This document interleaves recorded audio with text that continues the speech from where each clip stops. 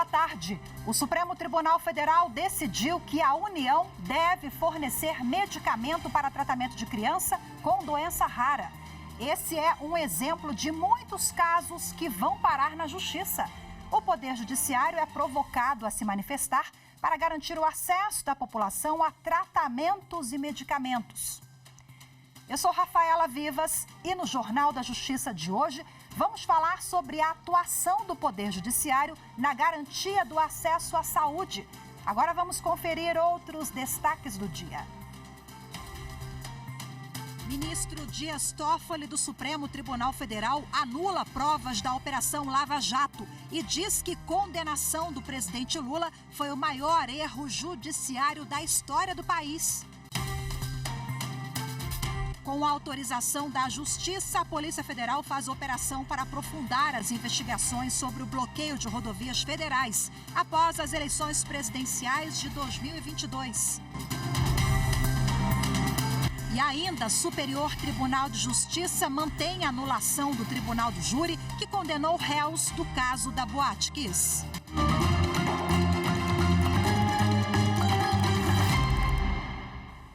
A gente começa o Jornal da Justiça de hoje com a decisão do ministro do Supremo Tribunal Federal, Dias Toffoli, que anulou as provas obtidas pela Operação Lava Jato, usadas para embasar a prisão do presidente Lula.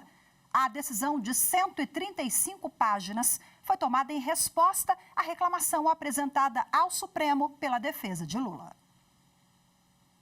As provas contra Lula foram obtidas por meio de acordo de leniência com executivos da Odebrecht durante força-tarefa da Operação Lava Jato, conduzida pelo ex-juiz Sérgio Moro e pelo então procurador de Justiça Deltan Dallagnol.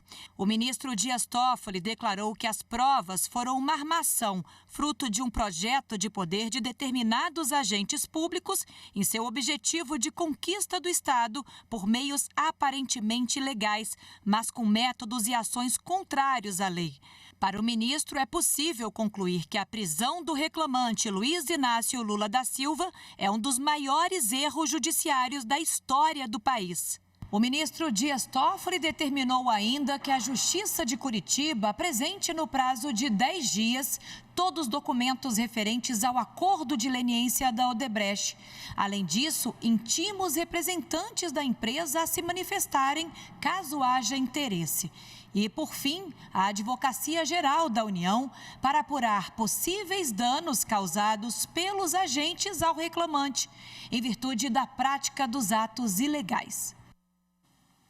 O ministro Dias Toffoli também deu um prazo de 10 dias para que a Diretoria-Geral da Polícia Federal apresente o conteúdo integral das mensagens apreendidas na Operação Spoofing, sem qualquer espécie de cortes ou filtragem. A ministra Carmen Lúcia do Supremo Tribunal Federal manteve a quebra de sigilo bancário e fiscal de sócios da 123 Milhas. Bom, ela também negou o pedido para reconsiderar outra decisão que obrigou os empresários a depor na CPI das pirâmides financeiras na Câmara dos Deputados. Anderson Arcoverde tem os detalhes. Foi preciso um pedido de condução coercitiva para obrigar Ramiro Júlio Soares Madureira e Augusto Júlio Soares Madureira a comparecer ao depoimento hoje pela manhã. Essa foi a terceira tentativa da CPI das pirâmides financeiras da Câmara dos Deputados de ouvir os empresários sobre os prejuízos causados a milhares de consumidores. No mês passado, a empresa anunciou a suspensão de pacotes e passagens vendidos antecipadamente na linha promocional para o período de setembro a dezembro. A 123 Milhas informou que, em troca, daria vouchers para os clientes que tiveram a viagem frustrada fazerem outra compra na própria empresa. Além da convocação para o depoimento, a CPI pediu a quebra de sigilos bancário e fiscal dos donos. E a defesa entrou com mandado de segurança no Supremo Tribunal Federal para tentar impedir a apuração. Os advogados alegaram que a investigação sobre as operações da empresa não tem relação com o tema da CPI, criada para apurar pirâmides financeiras. A ministra Carmen Lúcia afirmou, no entanto, que o modo de operação da 123 Milhas, as suspeitas sobre a saúde financeira da empresa e a possibilidade de irregularidades, como descrito no requerimento da comissão, justificam a quebra de sigilos. Está na pauta de julgamentos do plenário do Supremo Tribunal Federal a ação que questiona o prazo para a regularização fundiária de comunidades tradicionais na Bahia. Confira os detalhes com a repórter Marta Ferreira. A ação ajuizada pela Procuradoria-Geral da República pede a declaração de inconstitucionalidade do artigo 3º, parágrafo 2º da Lei Estadual 12.910 de 2013, que fixa o prazo de 31 de dezembro de 2018 para a regularização fundiária dos territórios das comunidades tradicionais de fundo e fecho de pasto, grupos que vivem de pastoreio em áreas rurais do sertão baiano. De acordo com a PGR, o estado conta com mais de 500 comunidades desses grupos.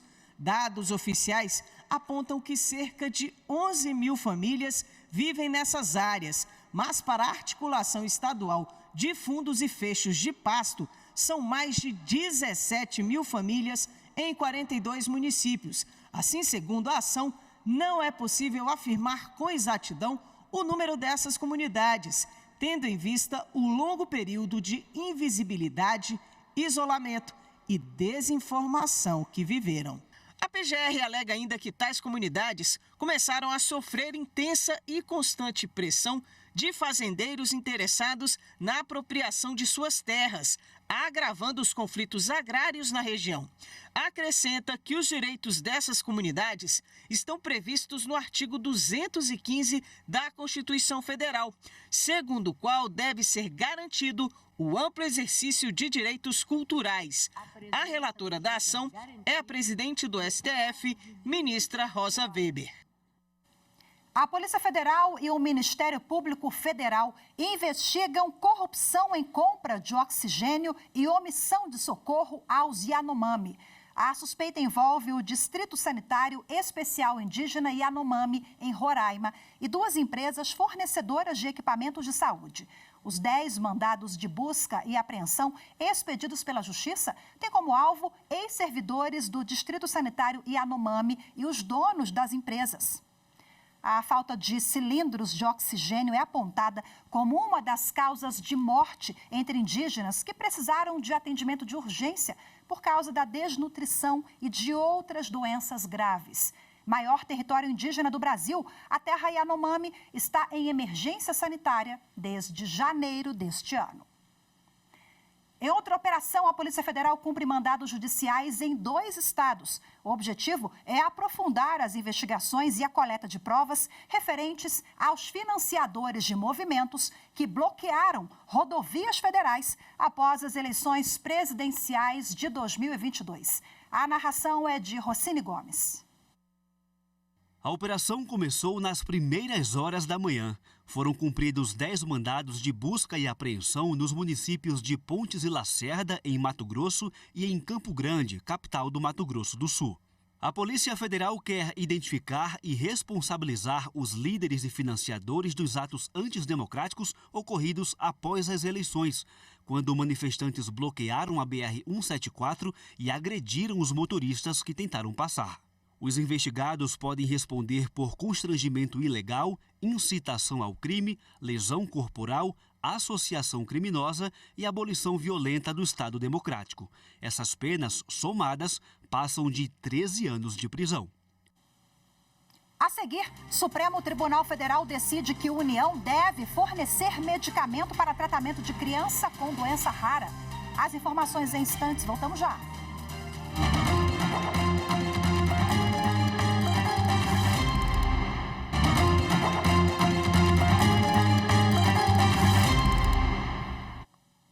O ministro Cristiano Zanin, do Supremo Tribunal Federal, determinou que a União forneça o medicamento Zolgensma para tratamento de uma criança com mais de 2 anos de idade que tem amiotrofia espinhal tipo 1. Esse remédio é considerado o mais caro do mundo. Os detalhes com a repórter Carolina Chaves. O ministro Cristiano Zanin atendeu o pedido de uma criança do Ceará contra a decisão do Superior Tribunal de Justiça favorável à União. O STJ havia negado o fornecimento do Zolgensma porque entendeu que o SUS oferece outro medicamento indicado a crianças com mais de 2 anos de idade. No Supremo, a família da criança, que acabou de completar 2 anos, alegou que o medicamento já havia sido comprado pela União e a data marcada para a infusão. O Zolgensma é considerado o remédio mais caro do mundo. Custa, em média, 10 milhões de reais. Mas é o mais indicado para o tratamento contra a atrofia muscular espinhal tipo 1, que é o de enfermidade da criança. Essa é uma doença rara, atinge aproximadamente 1 em cada 10 mil nascidos vivos. Ela interfere na capacidade do corpo de produzir proteína, impedindo o paciente de realizar atividades simples, como caminhar, comer e até respirar. A evolução da doença é rápida, por isso a recomendação é usar o medicamento até os 2 anos de idade. O ministro Cristiano Zanin aceitou os argumentos da defesa e lembrou jurisprudência do próprio Supremo de que o fornecimento do remédio não pode ser negado com base na idade. Zanin levou em conta ainda que o tratamento já reconhecido pela Anvisa e incorporado ao SUS é a única forma comprovada cientificamente de garantir a essa criança o direito constitucional à saúde e à vida. Bom, e agora para a gente repercutir esse caso concreto e falar também sobre a judicialização da saúde, eu converso ao vivo, de forma remota, com a advogada Paula Moura, que é especialista em direito médico. Doutora Paula, muito boa tarde, seja bem-vinda. Olá, boa tarde a todos e todas, um prazer estar aqui com vocês. Prazer é nosso. Bom, a gente apresentou na reportagem agora esse caso que se refere à medicação Zolgensma, né, que já foi incorporada à lista de medicamentos do SUS, o Sistema Único de Saúde. Mas explica pra gente, doutora, por que esse imbróglio todo? A família precisou recorrer ao Poder Judiciário mais uma vez. Essas demandas que envolvem a cobertura, né, de medicamento, que o que a gente trata aí dentro do cenário da judicialização da saúde, elas costumam ser bem peculiares em razão das diversas peculiaridades que cada processo, que cada paciente traz, que envolve aí a possibilidade ou não de ter acesso a determinado medicamento, né? Seja na esfera pública, seja na esfera privada, né? Na esfera pública pelo SUS e na esfera privada que envolve a cobertura pelos planos de saúde, né? Cada demanda vai ter que ter uma análise no sentido técnico, científico, que sempre também é abordado, se naquele caso o medicamento é aplicado ou não. Principalmente quando a gente está diante de doenças raras, de medicamentos que não é o caso, né, de ser experimental, mas em várias demandas envolve medicamento experimental ou medicamento de uso off-label, né, quando está fora da bula, ou eventualmente não houve ainda a aprovação pelos órgãos de vigilância, né, de cada país. Então a gente tem aqui algumas questões que envolvem a parte técnica de liberação de laudo, né, e também os limites, às vezes, orçamentários, os limites que a gente tem aí da reserva do possível em relação à cobertura de determinados medicamentos cujo custo é muito elevado, né? Esse caso específico teve aí a peculiaridade de já ser um produto aprovado pela Anvisa, né? Você tem aí o limite etário da indicação e o fato também de já estar incorporado à lista do SUS, que já traz aí um facilitador para o fornecimento, muito embora em cada caso deve se analisar se a prescrição e se naquela hipótese vai realmente surgir efeito aquele determinado medicamento e ele é indicado para aquele paciente. Doutora Paula, já temos uma lei que obriga os planos de saúde a cobrirem os procedimentos que estão fora daquele rol da ANS, Agência Nacional de Saúde, né? Mas ainda assim a gente observa impasses, né, entre os usuários de plano de saúde e que muitas vezes questionam, inclusive, essa lista da ANS. Quem é que atualiza essa lista? E na avaliação da senhora, que lida com essas demandas no dia a dia, essa lista contempla?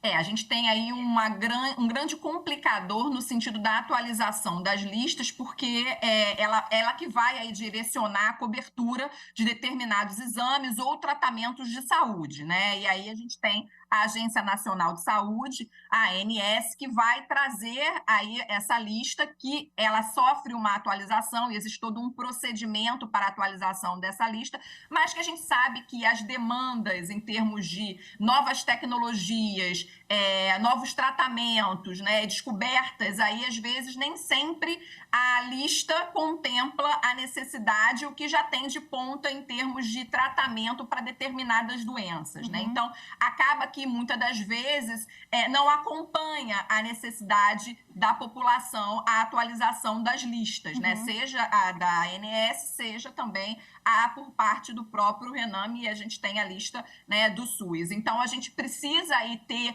um acompanhamento mais célere das demandas para que essas listas sejam atualizadas e evitar com isso também a judicialização. Muito embora, como eu disse, a peculiaridade de cada caso pode gerar que em determinada análise, mesmo que às vezes esteja na lista, há um entendimento, às vezes técnico-científico, de que não se enquadraria aquele quadro clínico do paciente naquela indicação. Então, ainda tem essas discussões de cunho técnico-científico que envolve aí a medicina e essa relação, né, entre o direito e a medicina tão presente nas demandas que envolvem a judicialização da saúde. Doutora, a chamada judicialização da saúde é um fenômeno, digamos assim, entre aspas, que a gente vê crescendo, sobretudo na última década, né? É um fenômeno brasileiro?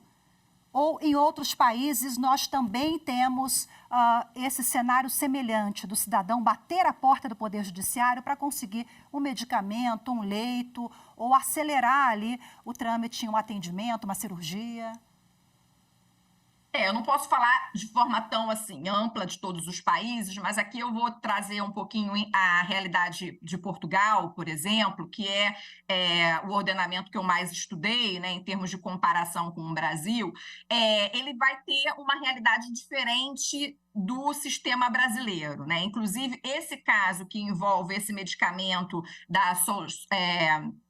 para tratar, né, a AME, a gente teve aí recentemente também, ele teve a aprovação pela Infarmed, a gente teve causa, inclusive, em Coimbra, envolvendo a liberação desse medicamento, né, e aí a gente teve um caso que foi noticiado da bebê Matilde, porque lá em Portugal, por exemplo, a gente tem aí um sistema, né, que o próprio governo já fornece e distribui, né, esses medicamentos através do sistema público de saúde, né, das farmácias hospitalares, e aí, por exemplo, casos que envolvem tratamento de câncer, assim, mas não há medidas judiciais que obriguem o Sistema Nacional de Saúde português a dispensar medicamentos não previstos, né, e aí tem toda a complexidade que a gente vai ter que analisar dentro de cada ordenamento jurídico, se aquele medicamento é um medicamento que está incluído ou não pelo sistema de saúde, né, pelo fornecimento, se aquele medicamento ele é experimental, se ele é off-label,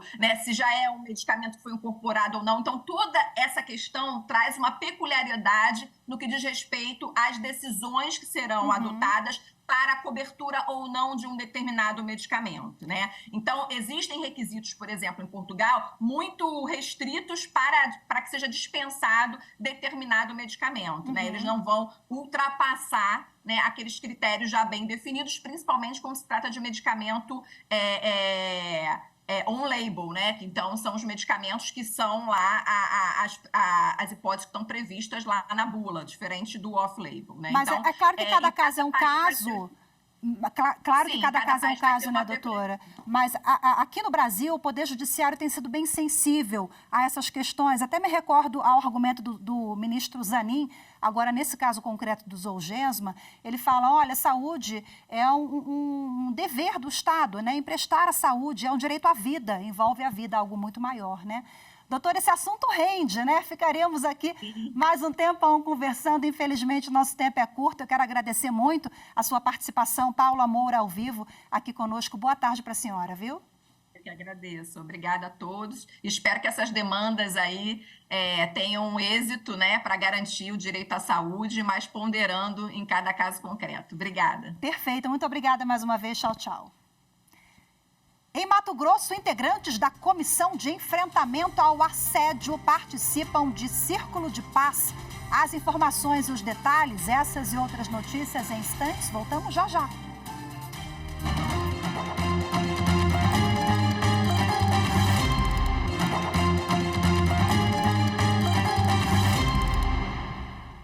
A sexta turma do Superior Tribunal de Justiça manteve a anulação do Tribunal do Júri, que condenou réus do caso da Boate Kiss.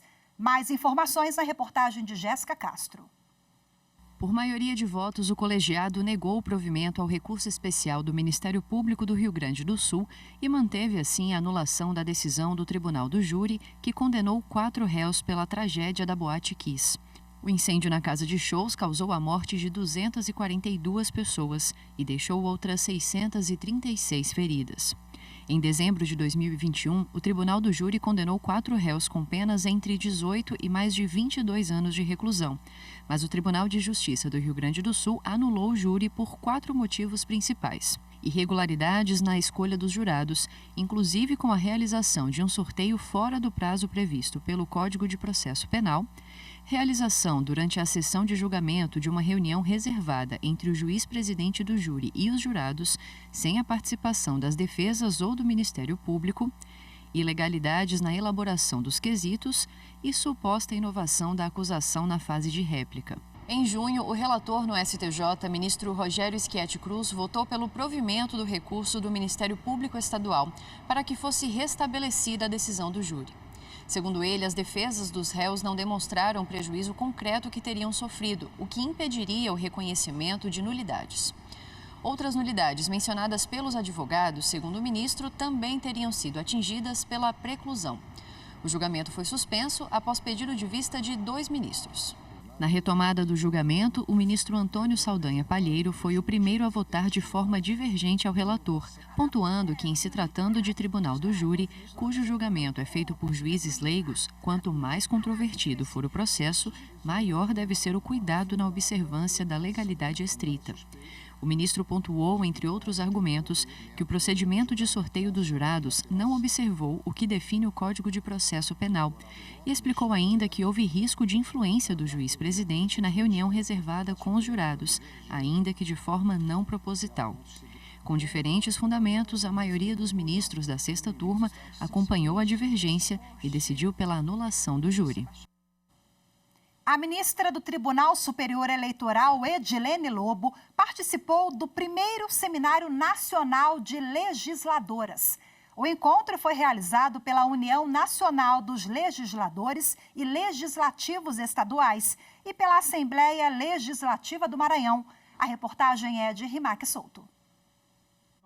A ministra Edilene Lobo falou sobre violências políticas contra a mulher. Diz que a legislação contra esse tipo de crime é nova, de 2021, e veio para corrigir antigas práticas.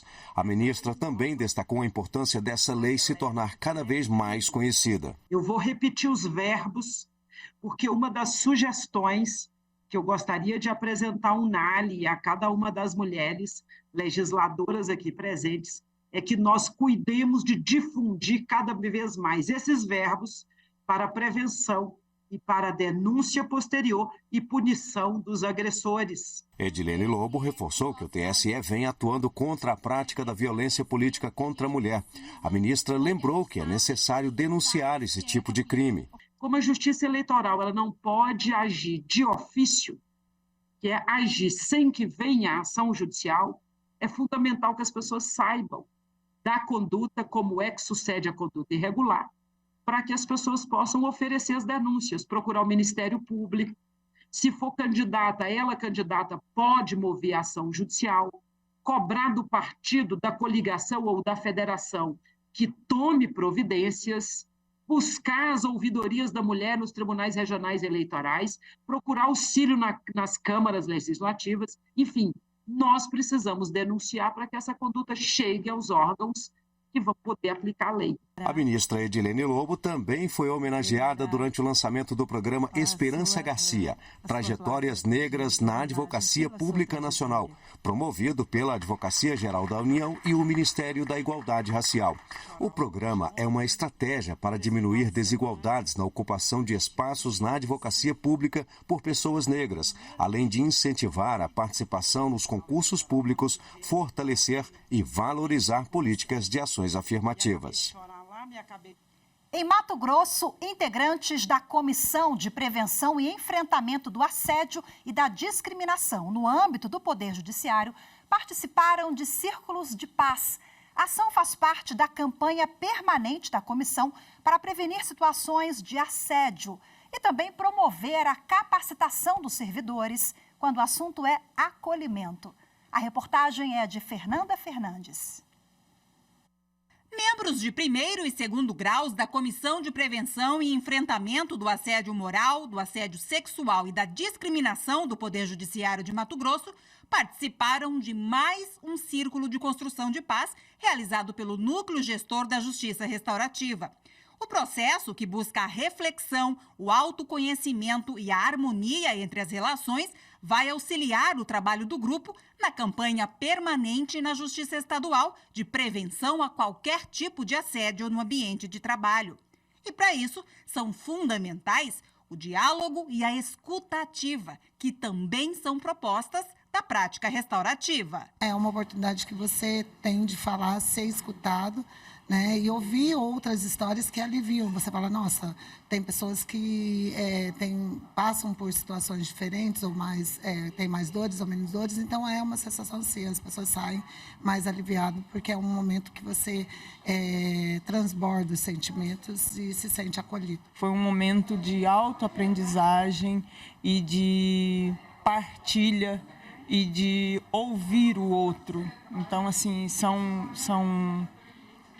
momentos que contribuem para a Mirene enquanto pessoa, mas para a Mirene enquanto servidora, enquanto representantes oficiais de justiça na comissão de assédio. Hoje ficamos por aqui. Muito obrigada pela sua companhia. Boa tarde. Até amanhã. Tchau, tchau.